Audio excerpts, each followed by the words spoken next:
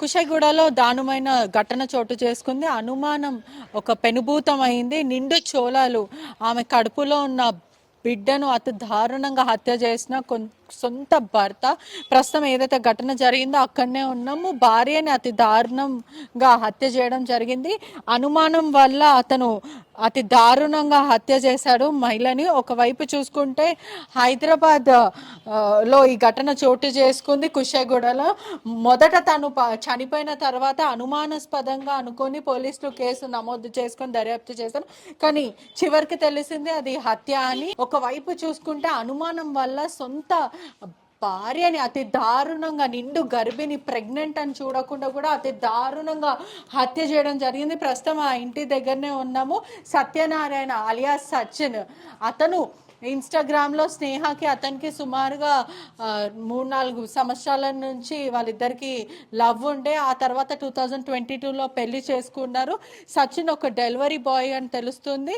ఇన్స్టాగ్రామ్లో ప్రేమ పేరుతో తనని మోసం చేశాడని చెప్పొచ్చు. ఒకవైపు చూసుకుంటే కూడా పెళ్లి చేసుకున్నాడు. ఆ తర్వాత ఆర్థిక ఇబ్బందుల వల్ల అతను కూరుకుపోయారు. ఈ క్రమంలో తన బిడ్డని పాత బస్తీలో ఉన్న ఒక వ్యక్తికి అమ్మాలని పూర్తిగా ప్లాన్ చేసుకున్నాడు మొత్తం మీద తెలుస్తుంది. ఇదంతా కూడా చుట్టుపక్కల వాళ్ళు కూడా ఖాళీ చేశారు. స్నేహ మరియు సచిన్కి ఇన్స్టాగ్రామ్లో పరిచయం ఏర్పడింది. ఆ తర్వాత వాళ్ళిద్దరూ ప్రేమించుకొని పెళ్లి చేసుకున్నారు. ఇంట్లో వాళ్ళని ఒప్పించుకొని హత్య ఇక్కడనే జరిగింది. పూర్తిగా ఒక్కసారి చూడొచ్చు కూడా. మొత్తం దుర్వాసన వెళ్ళలేని పరిస్థితి అయితే చాలా క్లియర్గా అయితే కనిపిస్తుంది. సుమారుగా హత్య జరిగి ఆలస్యంగా వెలుగులోకి వచ్చింది. హత్య జరిగి కూడా 2-3 రోజులు అవుతుందని పూర్తిగా అయితే తెలుస్తుంది. ఒకసారి మనం విజువల్స్ లో చూడొచ్చు కూడా. కొడుకు పుట్టాడు. ఆ కొడుకు అనారోగ్యం పాలతో చనిపోయాడు. చనిపోయిన తర్వాత వాళ్ళు విడిపోయి కుషాయిగూడ ఏదైతే ప్రస్తుతం ఏ ఇంట్లో అయితే మన విజువల్స్ మీరు ఆర్టీవీ స్క్రీన్ పైన చూస్తున్నారో అక్కడనే వాళ్ళు మళ్ళీ సంసార జీవితం మొదలు పెట్టారు. ఈ క్రమంలో గతంలో ఎవరైతే కొడుకు పుట్టాడో ఆ కొడుకుని పాత బస్తీకి చెందిన ఒక బిజినెస్ మ్యాన్ కి అమ్మాలనుకొని అతను చూశాడు. ఎవరైతే సచిన్ భర్త అమ్మాలనుకున్నాడు.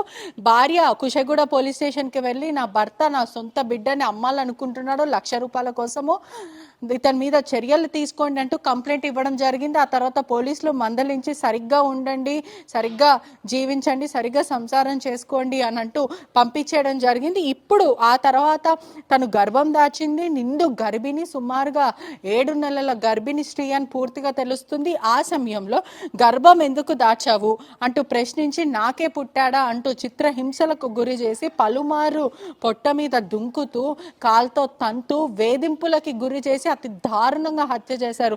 అంటే సాధారణంగా చూస్తుంటే మహిళలు ప్రెగ్నెంట్ ఉంటే నిండు గర్భిణీలు ఉంటే నడవడానికి ఇబ్బంది పడుతుంటారంటే ఆ పీరియడ్ ఆ టైం చాలా డిఫికల్ట్గా అనిపిస్తుంది.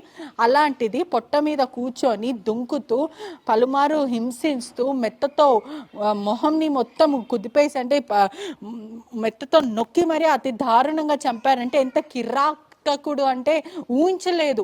ఇటువంటివి అసలు రిపోర్ట్ చేస్తుంటే కూడా నాకు వెన్నులో వణుకు పుట్టేలాగా అనిపిస్తుంది. అంటే ఇంత దారుణమైన హత్యలు, ఎన్నో దారుణమైన హత్యలు చూసాం కానీ సొంత భార్య పిల్లలని తన స్వయం చేతులతో కేవలం అనుమానం వ్యక్తమయ్యి అనుమానం వల్ల ఆ మహిళని నిండు గర్భిణీ స్త్రీని అతి దారుణంగా హత్య చేయడం, ఇటువంటి ఘటన ఎక్కడ కూడా చోటు చేసుకోలేదంటే యూజువలీ గర్భిణీ స్త్రీలు ఉంటేనే కొంతమంది సీట్ ఇస్తారు, ఇక్కడ కూర్చోండి అమ్మ నించోకండి అని. అలాంటిది మెత్తతోని నొక్కి మరి అతి దారుణంగా హత్య చేసి కడుపులో బేబీ ఉందని అంటే కడుపులో బిడ్డ ఉంది అంటే ఇప్పుడే తన ప్రపంచం కూడా చూడకముందే కన్ను తెరవకముందే హతమార్చారంటే ఎంత కిరాతకమైన తండ్రి అని కూడా పిలవాలని లేదు. ఎందుకంటే ఇంత దారుణమైన కీచక వ్యక్తి అసలు ఆలోచిస్తే కూడా వెన్నులో వణుకు పుడుతుంది.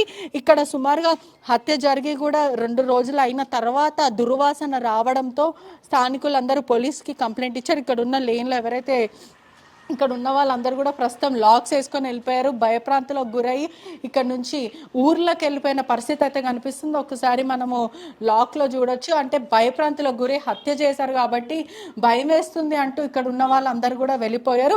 పూర్తిగా చెప్పాలంటే హత్య చేసిన తర్వాత గ్యాస్ని లీకేజ్ చేసే ప్రయత్నం చేశాడు. అతని ఆర్థిక పరిస్థితి బాలేని కారణం వల్ల, గ్యాస్ లేకపోవడం వల్ల ఇది యాక్సిడెంట్ లాగా అవ్వలేదంటే అతను చేసే ప్రయత్నము సుమారుగా ఇంట్లో ఒక 30 మంది వరకు నివసిస్తుంటారు. దాదాపు ఇక్కడిక్కడనే చూసుకుంటే కూడా 3-4 ఇళ్ళు వరుసగా ఉన్నాయి. కింద ఫ్లోర్లో ఇంక 2-3 ఉంటారు. పూర్తిగా చెప్పాలంటే 25 నుంచి 20 మంది వరకు అయితే ఉంటారు. అలాంటిది ఒక మహిళని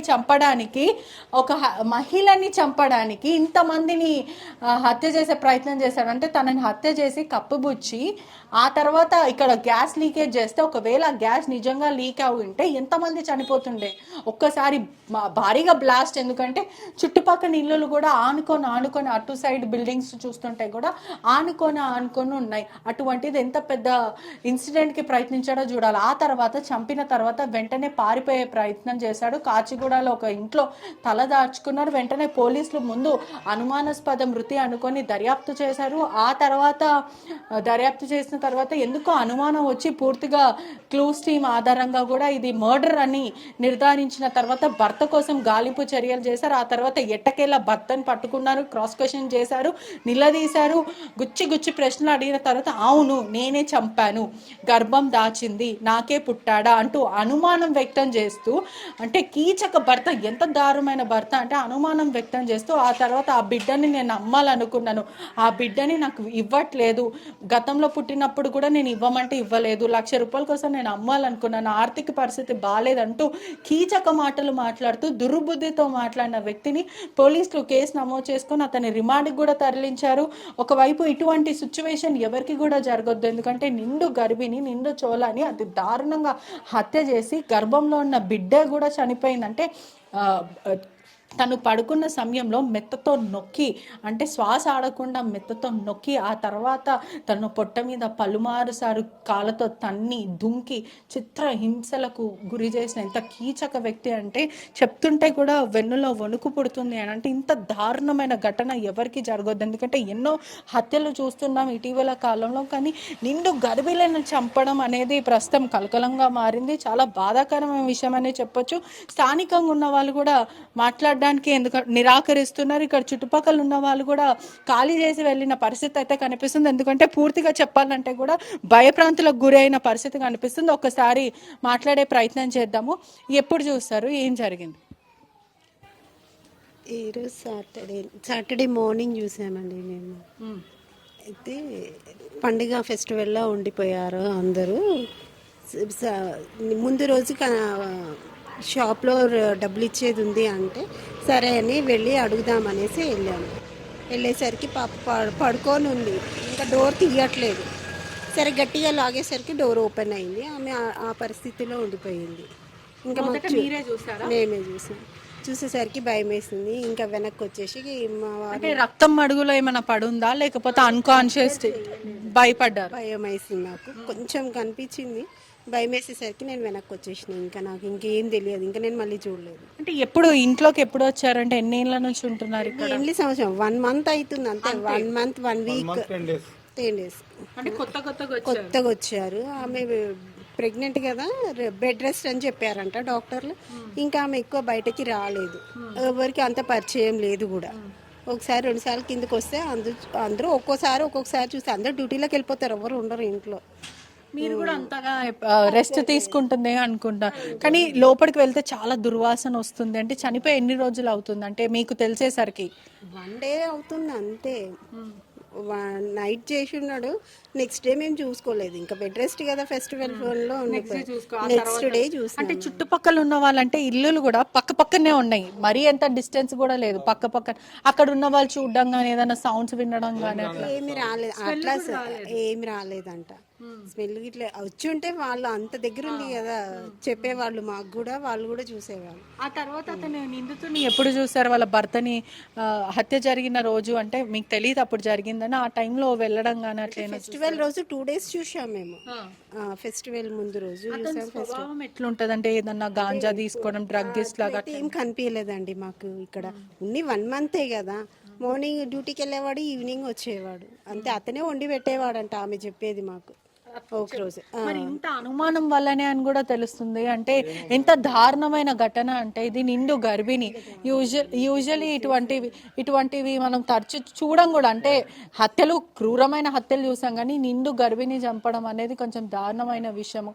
అది ఇట్లా ఆ సమయంలో మీకు ఎప్పుడు అనిపించలేదు ఇట్లా అమ్మాయిని కొట్టడం కానీ ఇట్లా ఏం అనిపించలేదు? ఏం తెలియదు, నోటీస్ చేయలేదు. మీరు నోటీస్ చేస్తుంటే ఖండించేవాళ్ళు. అంతే కదండి మరి అడిగి డౌట్ వచ్చినా వాళ్ళ మమ్మీ ఫాదర్ పిలిపించి మాట్లాడిస్తుంటే మీకు ఎప్పుడు డౌట్ రాలేదు, లేదంటే ఖాళీ చేసేవాళ్ళు? అంతే కదా, ఫ్యామిలీ అనేసే ఇచ్చాం మేము అంతే. అంత 1 monthలో మాకు ఎప్పుడు ఏ డౌట్ రాలేదు. అతను మార్నింగ్ వండి పెట్టేవాడంట, ఈవినింగ్ వండి పెట్టేవాడంట అతనికి, ఆమె బ్రెడ్ రెస్ట్ అని చెప్పేసి. అట్లాగే తెలుసు మాకు మంచి. అమ్మాయి ఎలాంటి పర్సన్ అంటే వచ్చి కూడా 1 month అవుతుంది కదా, ఎవరైనా ఇంటికి రావడం అటువంటిది ఏం లేదు. బెడ్ రెస్ట్ అనేసరికి ఆమె లోపలే ఉండిపోయింది, అసలు ఎవరితో అంత అటాచ్ లేదు, ఎవరితో ఏమీ మాట్లాడలేదు కూడా. కొత్తగా 2-3 నెలలు అయితే ఆయన అందరూ డ్యూటీలోకి వెళ్ళిపోతారు, మార్నింగ్ వెళ్ళి నైట్ వస్తారు. ఎక్కడ పరిచయం అయింది ఆమె, ఎవరికి ఎక్కువ పరిచయం కాలేదు కూడా అట్లా. అంటే మొత్తం మీద చూసుకుంటే కూడా అటువంటి ఇన్సిడెంట్ ఎలా అనిపించలేదు, అనుమానం వ్యక్తం అయ్యేలాగా వాళ్ళైతే అసలు బిహేవ్ చేయలేదు. కేవలం మాకు అనుమానం ఉంటే వెంటనే ఖాళీ చేయమని చెప్పేవాళ్ళము, కానీ ఇటువంటి ఘటన జరుగుతుందని కూడా మేము కూడా అనుకోలేమంటూ ఓనర్స్ అయితే చెప్తున్నారు. ఏదైతే కుషాయిగూడలో జరిగిందో మోమాటికి చాలా దారుణమైన ఘటన. ఇటువంటి ఘటన ఎవరికి జరగవద్దని పూర్తిగా కాలనీ వాసులు అందరూ కూడా చెప్పుకుంటున్నారు. ఇదంతా కూడా నాగార్జున కాలనీ, రోడ్ నంబర్ 5 పూర్తిగా మనం ఉన్న కాలనీ. అందరు కూడా చాలా ఫ్యామిలీ మెంబర్స్ ఉంటారు కూడా, ఇటువంటి బ్యాచిలర్స్ ఎవరు ఉండని పరిస్థితి చాలా క్లియర్గా ఉంది. మొత్తం మీద కూడా ఇక్కడ అంతా బ్యాచిలర్సే నివసిస్తూ ఉంటారు. అటువంటి ఏరియాలో ఇటు ఘటన జరగడము భయప్రాంతులకు గురి చేసేలాగైతే ఉంది. చుట్టుపక్కల ఉన్న వాళ్ళు కూడా తాళాలు వేసుకొని ఊర్లకు వెళ్తున్నారంటే ఎంత భయపడ్డారో ఆలోచించండి. కానీ ఏదైతే పూర్తిగా ఈ ఘటన జరిగిందో ఒక అనుమానం వల్ల నిండు పసిపిల్లని, అంటే ప్రపంచం చూడని బిడ్డని తల్లి గర్భంలోనే చంపేసిన క్రూరమైన తండ్రి, అదేవిధంగా భార్యని కూడా అతి దారుణంగా చంపేసిన తండ్రి అని చెప్పొచ్చు. చాలా దారుణమైన ఘటన అని కూడా పూర్తిగా చెప్తున్నారు. పోలీసులు మాత్రం నిందితుడి మీద కేసు నమోదు చేసి రిమాండ్కి తరలించారని మొత్తం మీద చెప్పొచ్చు.